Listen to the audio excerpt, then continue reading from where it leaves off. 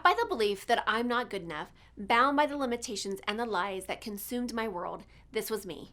It wasn't until I took the biggest leap in my life to know and trust the power within. And it was at that moment I made a choice. My past will not define me anymore. Hello, I am Teri Cardula, and I know I am not alone in this. Over the years, I have found that the number one mistake that we make is that we get in the way of our own success story. Yes, I said it. On this show, together we'll tackle limiting beliefs, self sabotage, getting stuck, fear, doubt, overwhelm, and the imposter syndrome. Join us on this journey designed to transport you beyond your limitations to a world where anything is possible. This is Talking with Teri. Welcome back to Talking with Teri, where we have powerful conversations to transform your life and your business. And I'm excited here to our guest today, Kathleen Sherlock. She's the founder of Higher Consciousness, who plays an edge of human potential, elevating lives and leadership. And how we connected, actually, Kathleen reached out to me months and months ago through LinkedIn. And she asked, like, hey, can I come and interview you for an upcoming research project that I'm doing around beyond emotional intelligence. So I can't wait to continue this conversation because it was a great conversation that we had. And I said, you know what, let's unpack this and let's talk about this more on the show. So welcome, Catherine, to the show. Thank you. Thank you, Teri. I'm glad to be here. Okay, so let's just start off with this. We're doing a little bit different show today. Because I think this is really powerful information, and I love the fact that what I call you're a disruptor, and a disruptor is someone that does something a little bit differently, and it just engages the brain and a lot of curiosity to say, wait, is there another way of looking at this? So I'm going to say a bold statement here, but you are over the years that you've been doing the work that you've been doing. One of the things that you said to me was like, you know what? I'm not necessarily agreeing with emotional intelligence work out there. So help me unpack that and let me understand your stance on that a little bit better. Yeah, for sure. Thanks, Teri. What it is I'm not agreeing with the model, the emotional intelligence model. Obviously, I think we need to get better at our emotions. In fact, I think one of the things is they're so profound. They have such a profound effect on our lives, and we don't really admit it. We like try to dismiss them and push them off to the side, and they are central to every aspect of our lives. So when it comes to EQ, one of the things is that it is a mental approach to emotions, and emotions aren't mental. So it's leaving us talking about managing, controlling emotions, but never getting to something deeper like integrating, like resolving, like really seeing these emotions as messengers that come to give us information that helps us actually thrive, that helps us become that best person we're trying to be. Yeah. So that's one big one. I also think Right. it misses out on giving us really basic information, the kind of information we should be learning in grade school about emotions or earlier, which are things like, for example, suppression and repression, how they work, why we do them, what happens when we do that. Things like projection, where we dump stuff on other people, the dumping of emotions on other people when they get overwhelming. All those things should be taught. Yeah. And it's not mentioned, and it's really basic but important stuff. I would Then agree with you. the other issue is, sorry. No, I agree with you so much because, I when you and I talked, I shared with you that I was a therapist in my previous life with over 25 years of counseling experience. And one of the big things that we work with kids on is honestly like identifying feelings, emotions, how is it impacting their lives? Like, and a lot of our, some of the therapy work with young kids is around that aspect. And you're right. We don't do a great job in our society of teaching that early on and having more awareness around our emotions and the power of them. I agree with you. Absolutely. Yeah, it would take us, it would save us from so much trauma if we learned those things early on, and causing others so much trauma, right? Then the other big one around, well, there's another couple ones, but another big one around emotional intelligence is that it teaches empathy for others, but it doesn't start from self-empathy or self-compassion. Yeah. And that is not only an artificial way to learn empathy, but it's really, I think, a recipe for emotional ill health, for having problems, right? For becoming a martyr, for taking on other people's emotions and energies, for having poor boundaries, all those things. But then I also think that EQ is a symptom of a larger problem in our society. And that is that we have been taught to be left brain dominant. We Uh, have been taught rational over emotional. And mhm. that sets up inner conflict within us, like unnecessary inner conflict. And we have lost the language of not just emotions, but also intuition and creativity. Yeah, I agree with you. And I think as adults, I think the creativity piece is, when we're going through school and if we don't have like what we think is a gift, like for art or any of that creativity piece, it just gets dumped on the wayside. And we kind of leave it. And we don't utilize that in other ways because I just truly believe I'm a very creative person. And so I just believe that my creativity has been a huge part of my success because I can look outside the box, I can innovate, I can create, I can move, I can, you know what I'm saying? Like so creativity and curiosity, I think is so important to, entrepreneurship and business ownership. And I think you're right. And Like, leadership. yeah, and leadership and all of that, and so I think I cannot wait until your book comes out. We're gonna be buying up boxes for the counseling center. But so tell us a little bit more about, like the emotions and like um conscious energy and consciousness, and how that plays a part into those two worlds. I think that um, over the years, I've sort of thought, we're here to grow. Like, it seems like everybody's here to grow. I see that kind of urge for evolution or that urge for growth in everybody.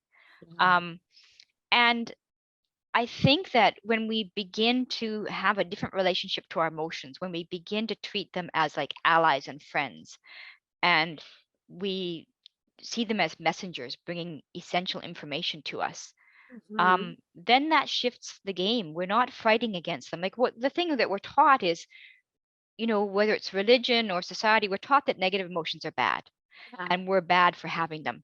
And so Yeah. that puts us into a spiral, right? You get, you feel angry and then you feel upset about being angry and down you go the rabbit hole, right? Yeah. But if you shift that and you go, hey, maybe that teaching is wrong. Mhm. Maybe these are actually wayfinders that Yeah. come to us, that are directing us. Anger is just telling you something's up.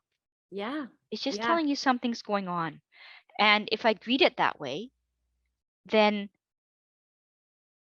it takes me into more consciousness. But what happens when we're taught that those emotions are bad is it decreases our consciousness because who wants to be bad? So I'm going to Right. push those emotions bad. I'm going to push all those negative, so-called negative emotions down. I don't want to deal with them. And But they as don't soon as go away. They don't they go don't go away. away. And as you know, and I'm certain that in the research you've shown, like everything has energy. And so our emotions are made up of energy. And so when we're pushing things down, we are pushing energy down. We are pushing, and so that is still living in our system. And a lot of times when I'm working with folks, and I incorporate, universal laws and, the law of vibration, the law of attraction, and things like that into the work that I do. And I was literally just talking on my webinar about, fear and how we make fear so wrong and bad, and it's not okay to have fear. And I gave it like a different perspective. Like when I'm walking down by myself a dark alley, I want fear engaged, because fear gives us more awareness around our surroundings. It makes us more alert. It makes us more, on top of it. It's ready to, respond, react. Like we are ready, right? We are in a position that creates a sense of safety, in that sense, and so we want to have those emotions. And I think you're right as far as creating a new perspective and how do we make this seen as not good and bad, but essential. And it's really just, again, it's coming from a place of neutrality with it, right? What would Yes. you add to that? What I would add is that it's not that emotions are bad or negative emotions are bad. It's the suppression and repression that causes the problems. Yeah.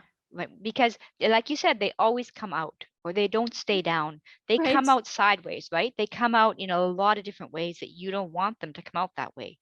So, and we all have this backlog of emotion because we have been taught to suppress and repress. That's our default right now.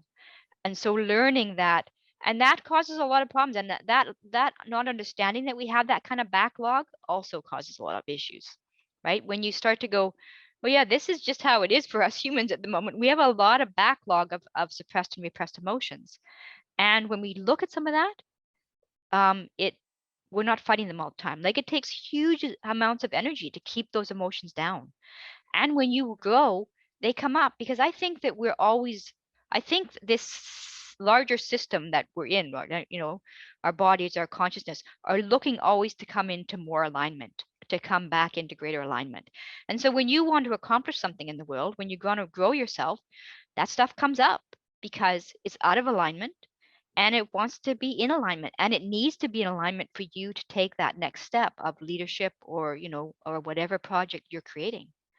And so when you start to look at it that way, then it's like, mm, I'm not bad, or I haven't attracted this, because, with that's the downside of the law of attraction. I think, people go, oh my gosh, I've attracted this. No, it's just coming up to bring you into alignment. Yeah, It's coming up agreed. because you want to be that bigger person. Yeah. And it's here. And I always have told people, like, a lot of these things that have happened, I truly think that some of these emotions that have happened are happening for us to help us process it, to help us understand it, help us to move past it. But what happens is, like, to your point, is like when we don't process this information and we try to carry it forward, it wasn't in alignment to begin with. And now I'm trying to carry it forward, and now it's still not in alignment. And it's even more disaligning with us, that it's actually creating more problems and creating more um, uh, friction. It's creating more resistance. It's creating whatever that might be for you. And so let me ask you this: in your experience in your work, what are some strategies when we're aware that this stuff is still coming up from us, and maybe it's coming up in a conscious place, and we're like, I'm dealing with this again, or because I think a lot of people will get into that, the vicious cycle, and this keeps coming up, and it's really kind of what I see is like unfinished business. So what are some things that people can actually start doing today to start helping support them in, like, as you said, dealing with their backlog of emotions? Well, it's funny, but this morning, just as we got on, I started to think a lot about anxiety. So I'm going to hit a couple things on anxiety, because maybe that's coming in for a reason. So, there's this woman, Anne Cameron, who wrote a book for artists. I think it's called The Artist's Way. I've forgotten, but she wrote it years ago, right? And her thing was to get artists, ready to be in their creativity. And you can't be in your creativity if you've got all this stuff coming up. So she talked about this exercise called the morning pages, where you just write, like, what do you call that when you're writing, like, Like the feeling, yeah. just like write without thinking, like, right, Yeah, just like yeah. let it Free, all come out. free, oh yeah, what, free association writing. Yeah. Yeah, just vomit onto the page. And it's really interesting when you do that, because you'll find things that you didn't that weren't even in your consciousness that are bothering you, and you can get them out on a place where you can look at. That Another is, thing. and I'll say Yeah. that is a powerful exercise. And when I first started doing that practice, because that's one of my morning practices that I do. And when I first started, I actually thought it was kind of like, oh, this is what, I don't have any thoughts in the morning. It's thoughts coming out at night. But what's interesting is what I've discovered over the years is that when I'm doing my morning pages, it's like it does activate, and it's like just whatever you start kind of with whatever thought is coming up, and it does bring up other stuff. It's really kind of fascinating how, and it's meant to, like, you meant to like burn or Clear the trash this. decks. Yeah, it's like you don't go back, you don't keep this journal. It's almost like a trash journal, or right, like you don't go back and you read it and process it. No, it's just like literally you don't. And I'll just rip the pages out and shred them, and then move on to the next day. But it's really a fascinating process if you've not done this. But I love how you just mentioned um, doing it before, if you need to be in a creative space, using it intentionally before something like that, because I've not used it in that way. And so it's really fascinating to use it in that capacity too. I suppose if you're going into a meeting, I suppose if you're going into a big, something, a meeting, going and speaking or whatever that might be, that's creating stress or Yeah, anytime you're elevating. feeling a little bit unsettled or you Yeah. can't quite, because the stuff when it comes up, stuff comes up around the edges of our consciousness, Yes. right? It doesn't come in like directly like, boom, here it is, like, here's the problem, right? It starts Yes. to whisper around the edges of our Yes. consciousness. And since we've been pushing that away, it's very hard to hear it. So you Yeah. have to create ways to begin to hear, begin to listen to yourself again, Yeah. and really and treat yourself in a way that you create self-trust, Yeah. because those parts of you that have been blocked and pushed away for a while, they're gonna come out when you create self-trust, but not until you do that. Yeah. And I will say the one thing that also come out of that exercise that you talked about was is that I have some ideas, like creative ideas. So Yeah. if I have a creative idea, I still write it down. And then when I'm done purging, I go back to that place and I just take it and I transfer it into a post-it note, because that's like the good that came out of it. Right. And I do, pull that out and be like, oh yeah, it was a great insight or awareness or exercise or whatever it might come out. But so there's some other things that come out as well in this process, not just like, negative emotion coming out as well. It's really a great process. So I appreciate you for bringing that up. And I don't know that I've talked to the listeners about that before. So thank you for sharing that little nugget. Any other things that you would, kind of, I know we're talking about just the anxiety here. Anything else that would be supportive? Because I think, Yeah, again, anxiety is a common thread that I think gets linked into other emotions and, can really start to that spiral pretty quickly for folks. let's talk about grounding meditations, because what happens, one of the things, or there are many things that happen when you're anxious. I mean, you start to breathe in your upper chest, right? You kind of feel often like you're out of your body. Um your mental awareness is often around your head and not in your body. So, they talk a lot about meditation for anxiety, but they don't often talk about grounding meditation. And it's a form of meditation, and it's a form of meditation that's really more powerful often than something for anxiety than something like meditation on the breath. So when I people treat meditation like it's one thing. It's not, right? There are hundreds of different types of meditation, each with their own strengths and weaknesses. And so you want to make sure that that meditation is matching your goals in the moment. Yeah. So a Can you ground, unpack that? Can you unpack the grounding meditation so that everyone's on the same page? Go ahead and just, what do you mean by that grounding meditation? a grounding meditation is where you picture. Normally, it's done by the base of the spine, and you send energy focus. You like you can do a tree trunk, or you can do a column of energy going down into the earth, or a tree trunk with the roots going into the earth, but you focus your energy down. And I do it including the hips, like all the way down from the hips into the ground, and focus. And I do it often from I start with a heart, by opening my heart. I do an exercise to open my heart, and then I send that energy down. And then you receive the energy, just feel what comes back up. And you send it down and you feel what comes back up. Now, really interesting, when I do this in a group, um, when the days when we when we met as groups, um, I pair people up and I have them push one another, and just hard enough to push them off their feet. So they push one another. And then we do the grounding meditation. And they push one another again with the same force. And the second time, nobody moves. Oh my goodness. I love stuff like this. I'm going to try this out tonight. Oh my gosh. I love it.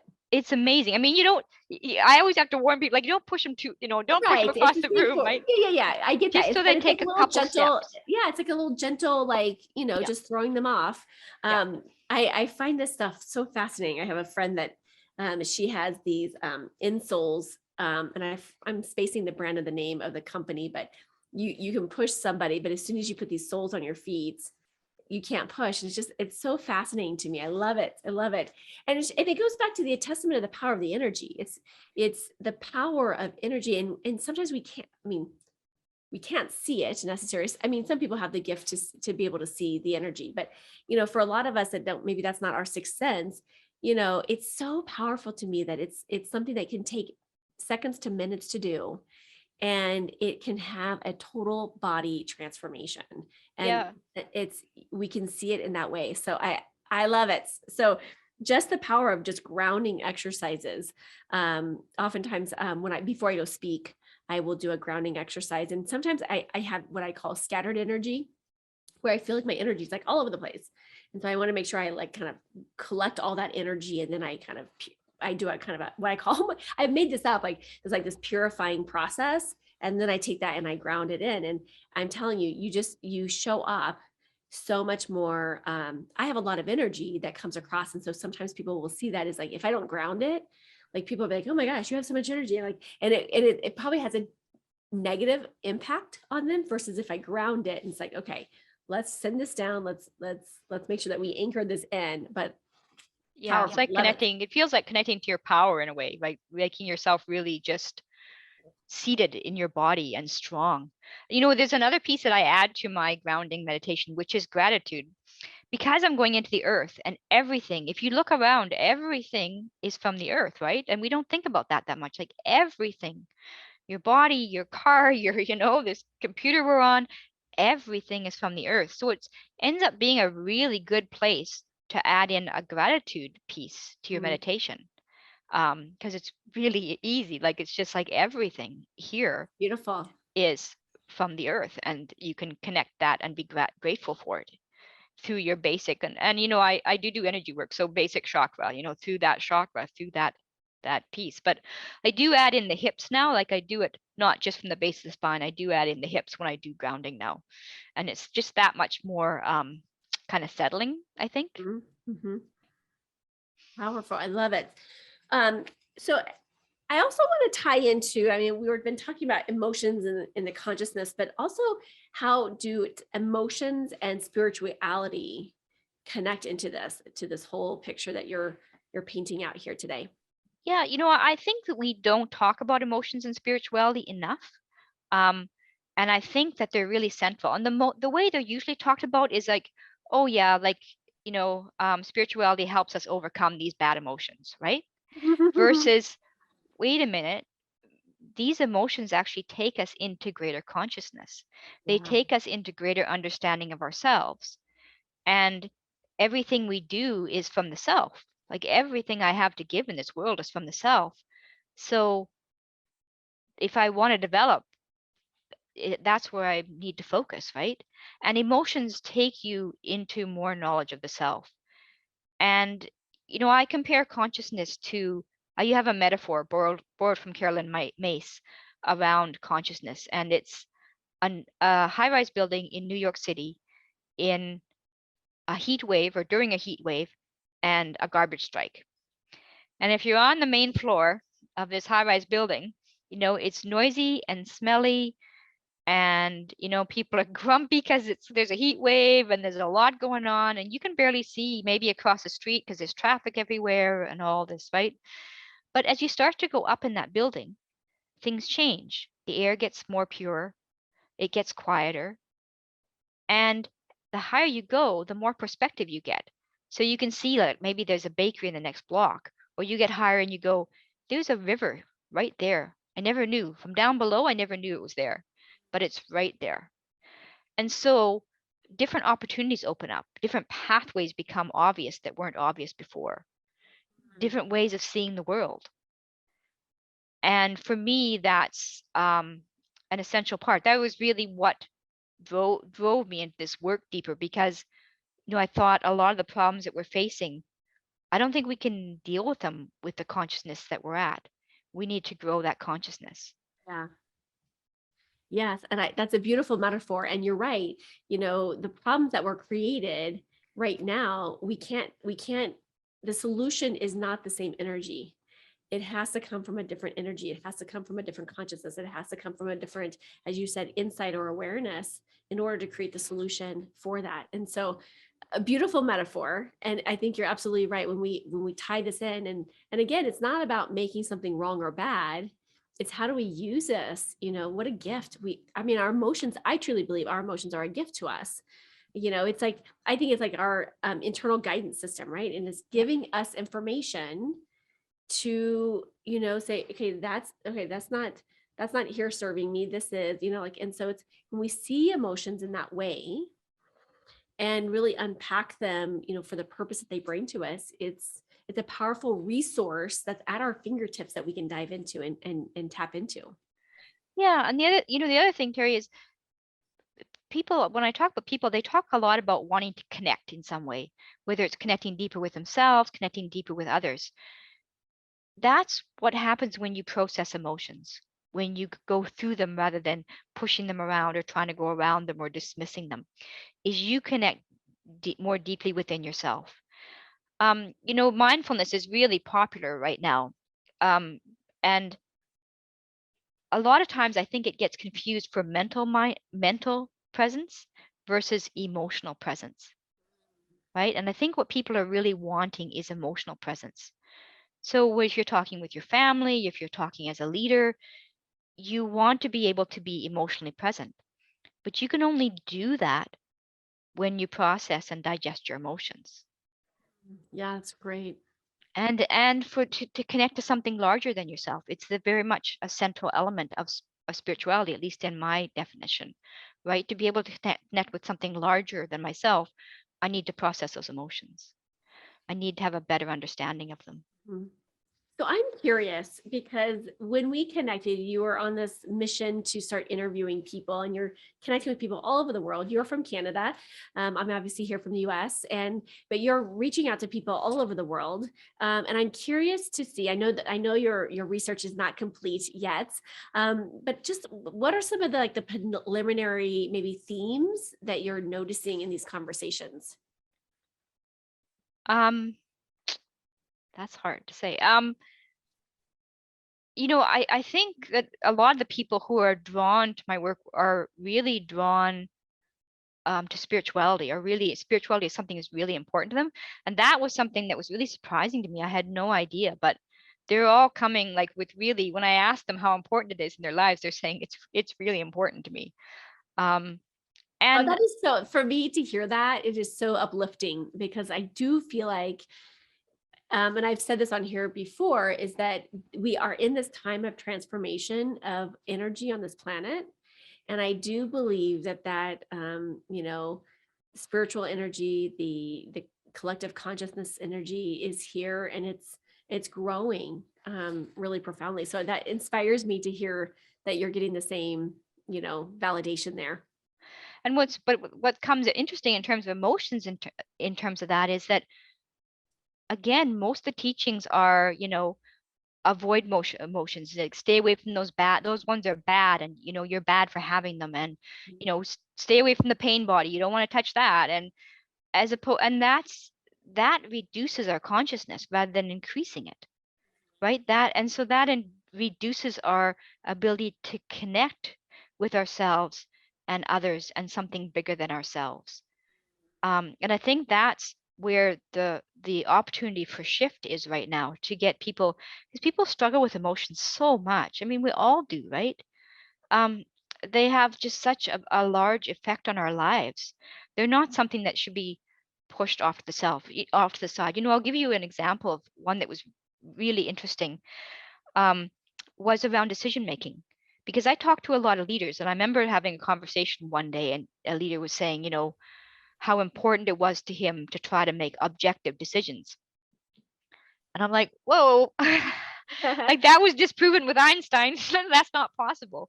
But then I came across this really interesting research with this guy who worked with people who had damage to their emotional centers in their brains.